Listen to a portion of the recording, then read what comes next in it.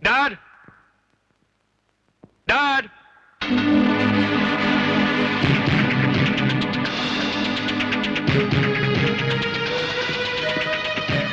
नमस्ते अंकल। नमस्ते।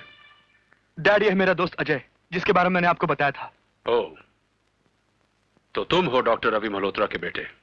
जी हाँ अंकल, आप तो जानते होंगे मेरे पिताजी को। नहीं, मैं उन्हें नहीं जानता और ना ही कभी उनसे मिला हूं, लेकिन उनके बारे में सुना जरूर था, क्योंकि उनके साथ जब वो हादसा हुआ तो उसके 1 या 2 साल बाद मैंने वो हॉस्पिटल ज्वाइन किया। खैर, कहो मैं तुम्हारी क्या मदद कर सकता हूं? मैं उस हॉस्पिटल में एडमिट होना चाहता हूँ। एडमिट होना चाहते हो? लेकिन किस लिए? मैं अपने तरीके से साबित करना चाहता हूँ कि उस हॉस्पिटल में ह्यूमन ऑर्गन्स की स्मगलिंग होती है। ह्यूमन ऑर्गन्स की स्मगलिंग? What nonsense! तुम क्या समझते हो कि इतने बड़े अस्पताल में इस किस्म के गैर कानूनी धंधे होते होंगे? It's impossible. लेकिन ये सच है अंकल, उस हॉस्पिटल में ऐसा होता है। मैं 16 साल से इस अस्पताल में काम कर रहा हूं और मैंने आज तक ऐसी कोई बात नहीं सुनी। और कौन करेगा इस किस्म की गिरी हुई हरकतें? राय बहादुर। राय बहादुर? तुम्हारा दिमाग तो सही है। तुम जानते ही क्या राय बहादुर के बारे में? इस शहर की सबसे बड़ी हस्ती है वो। लोग देवता की तरह पूछते हैं उन्हें। डैड, मैं जानता हूँ आप ठीक कह रहे हैं। अगर अजय अपने दिल की तसल्ली करना चाहता है तो करने दीजिए इसे। देखो राज, इस मामले प्लीज डैड, कम ऑन। ठीक है, तुम कहते हो तो मैं इसे एडमिट करवा देता हूं, लेकिन एक बात का ध्यान रहे, तुम्हारी किसी भी हरकत से मेरी पोजीशन पर आंच ना आए। आप बेफिक्र रहें, ऐसा कुछ नहीं होगा। ओके। Thank you dad. चलो चलो।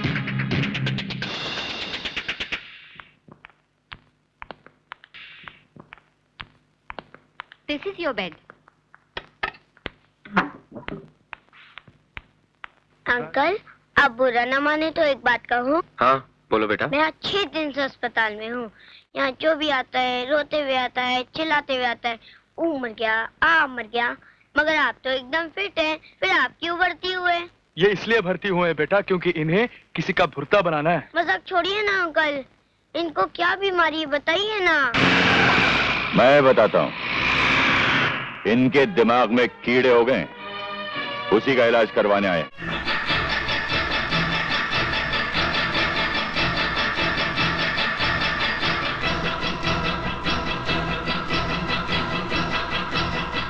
लगता है मेरी बीमारी के बारे में काफी जानकारी है आपको। हाँ, इस बीमारी को अच्छी तरह पहचानता हूं मैं। यही बीमारी इसी अस्पताल में एक डॉक्टर को भी हो गई थी। हमने उसका ऐसा इलाज किया कि अब उसे कोई तकलीफ नहीं। लेकिन आप मुझ पर वही ट्रीटमेंट दोहराने की कोशिश मत कीजिएगा, वरना। फिक्र मत करो, तुम्हारा इलाज पूरी जांच पड़ताल के बाद बहुत ही खास डॉक्टरों से करवाया जाए। ये इलाज तुम्हें बहुत महंगा पड़ेगा। महंगे सस्ते की फिक्र मैं नहीं करता, बस इलाज इस तरह होना चाहिए कि बीमारी का नामो निशान तक बाकी ना रहे। यकीनन ऐसा ही होगा, क्योंकि हम उस मरीज में जाती दिलचस्पी लेते हैं जिसका रोग हमारे लिए चैलेंज बन जाए। और इसका नमूना कल सुबह होने से पहले हम तुम्हें दिखा देंगे।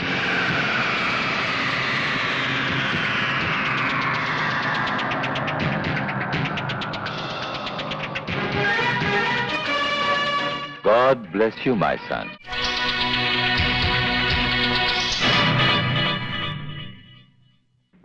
Sister?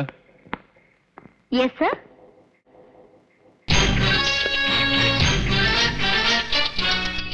ये कैप्सूल अजय को दे देना और ये गोली बच्चे को।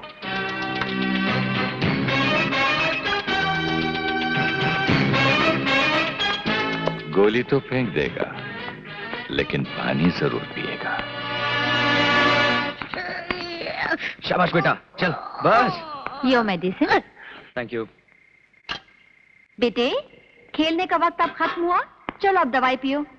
सिस्टर, ये दवाई कड़वी है। पीनी तो पड़ेगी, नहीं तो अच्छे कैसे होगे?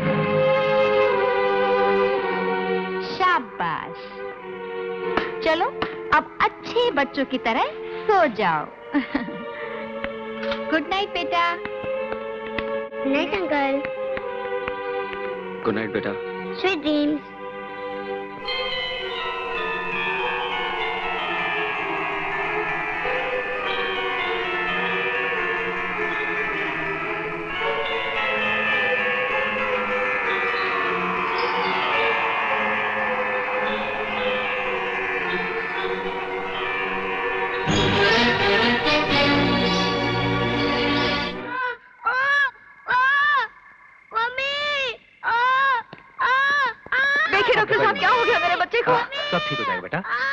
यहाँ दर्द हो रहा है? नहीं, यहाँ दर्द हो रहा है? Oh, I see. इसे अपेंडिक्स है, इसे ऑपरेट करना होगा। Nurse, get the stretcher, fast.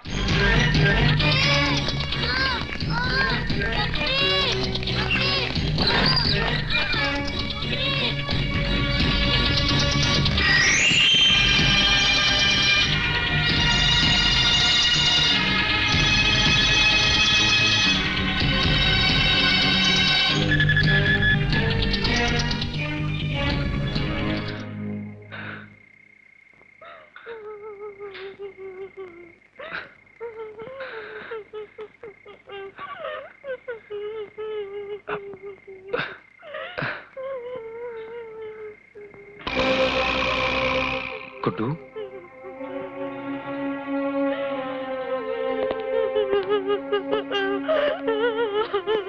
क्या हुआ बहन जी? गुड्डू कहाँ है? मेरा गुड्डू मर गया, मेरा बच्चा मर गया। लेकिन वो तो बिल्कुल ठीक था, फिर हुआ क्या उसे?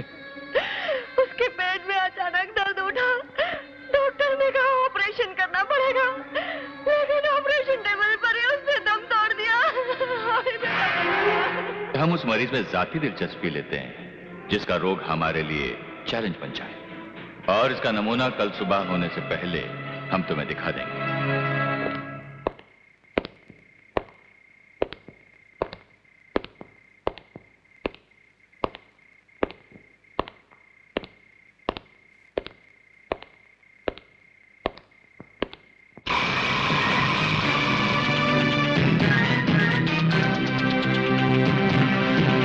अरे, अभी तक जाग रहे हो? क्यों नींद नहीं आ रही? कहो तो नींद की गोलियां भेज दूं? राय बहादुर, तेरी दुश्मनी मेरे साथ थी, फिर तूने उस बच्चे की जान क्यों ली?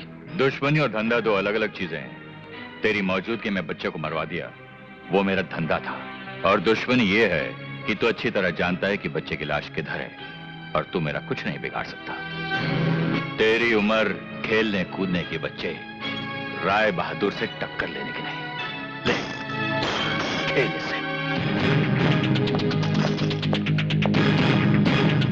राय बहादुर को सील लग गया। अरे यही तो बात है। अरे भैया, इतनी सारी कॉपियां हैं, एक और कॉपी क्यों ले आए? बाद में बात करता हूँ। राय बहादुर साहब, कहिए मैं आपकी क्या खिदमत कर सकता हूँ? तेरी हिम्मत कैसे हुई मेरे खिलाफ अखबार में छापने की? गलतफहमी हो रही है आपको राय बहादुर साहब। अखबार हिम्मत से नहीं, इंक से छपता है, यू नो, स्याही। तू मुझे जानता नहीं है, अखबार बंद करवा दूंगा तेरा। फिलहाल तो मैंने आपका अस्पताल बंद करवा दिया है, और अगर मुंह नहीं बंद किया ना तो वहाँ भी ताला लगवा दूंगा। एडिटर, मुझसे दुश्मनी महंगी पड़ेगी, समझा? दिल्ली तक पहुंचे मेरी। सिर्फ दिल्ली तक? मेरी पहुंच तो दुबई तक है। आपको ये खबरें कैसी लगी? है ना सनसनीखेज? अच्छा ये बताइए, आपको ये इंसानी दिल, गुर्दा, कलेजी बेचने का आइडिया किसने दिया? मुझ पर इल्जाम लगा दे कुत्ते। कुत्ता नहीं बोलना, गाली मत देना। अगर मैं भड़क गया ना तो तेरे कानपुर के नीचे जमा कर एक हाथ दूंगा, तेरे नागपुर से खून बहने लगेगा। मैं तेरा खून पियाऊंगा। थैंक यू राय बहादुर, तुमने हमारा काम और भी आसान कर दिया। अब शाम के अखबार में एक तस्वीर छपेगी जिसके नीचे बड़े बड़े अक्षरों में लिखा होगा कि राय बहादुर ने अखबार के एडिटर को सच्चाई लिखने पर जान से मार देने की धमकी दी। मैं तेरा खून पियाऊंगा। और यही बात इस टेप रिकॉर्डर में रिकॉर्ड हो चुकी है। Thank you for your kind cooperation. मैं तुम सबको देख लूंगा। राय साहब, बाय द वे, आपके बीवी बच्चे हैं? क्यों? क्योंकि घर जाकर आखिरी बार आप अपने बीवी बच्चों को प्यार से गले लगा सके और ये झुंझुना भी उन्हें दे सके, क्योंकि कल डॉक्टर जगदीश की गवाही के बाद आप इसे खेलने के लिए जिंदा नहीं रहेंगे।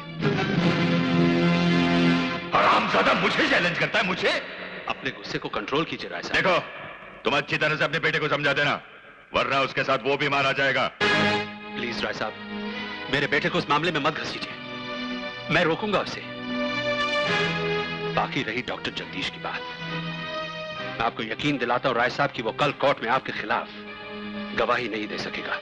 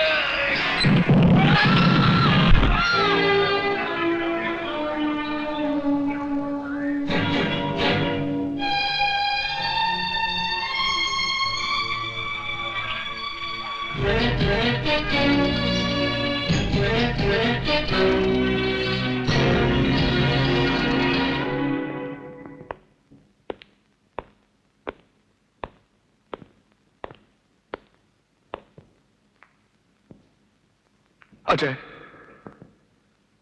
मेरी कमिश्नर और जज साहब से बात हो चुकी है। कोर्ट ने हमें 24 घंटे की मोहलत दी है। अगर कल तक हम सबूत इकट्ठा ना कर सकें तो यह मुकदमा हमेशा के लिए खारिज हो जाएगा। कोर्ट ने तुम्हें 24 घंटों की मोहलत दी है, लेकिन मैं तुम्हें 6 घंटों की मोहलत देता हूं। रात होने से पहले ये शहर नहीं छोड़ा तो हो सकता है एक मां अपना जवान बेटा खो दे। और हां, ये खिलौना अपने पास रख। ये तुझे राय बहादुर की चुनौती का एहसास दिलाता रहेगा।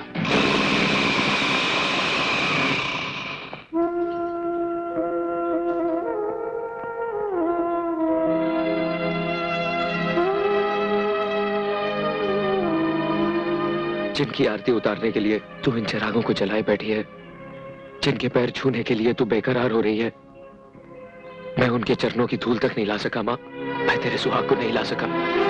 जिस मुजरिम की गवाही से पिताजी की बेगुनाही साबित होने वाली थी, बाहर अदालत के सबके सामने उसे दुश्मनों ने बॉम्ब से उड़ा दिया और मैं कुछ ना कर सका मां, मैं कुछ ना कर सका। हम ये जंग हार गए हैं मां, हम ये जंग हार गए हैं।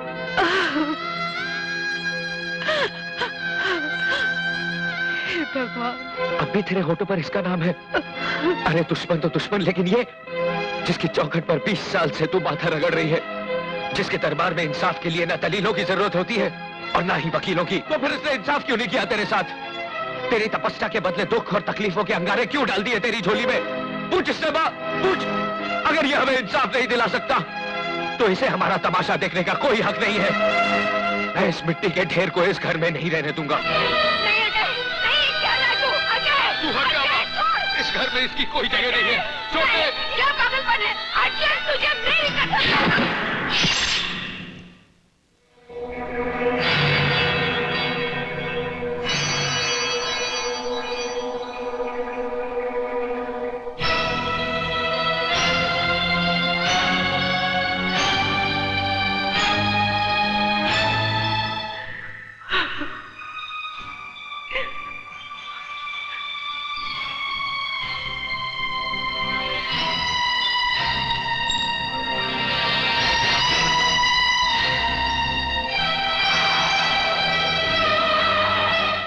नहीं जानता और ना ही कभी उनसे मिला हूं, लेकिन उनके बारे में सुना जरूर था, क्योंकि उनके साथ जब वो हादसा हुआ तो उसके 1 या 2 साल बाद मैंने वो हॉस्पिटल ज्वाइन किया। मां, मां, यही वो शैतान है जिसकी झूठी गवाही से तेरे पिताजी को सजा हुई थी।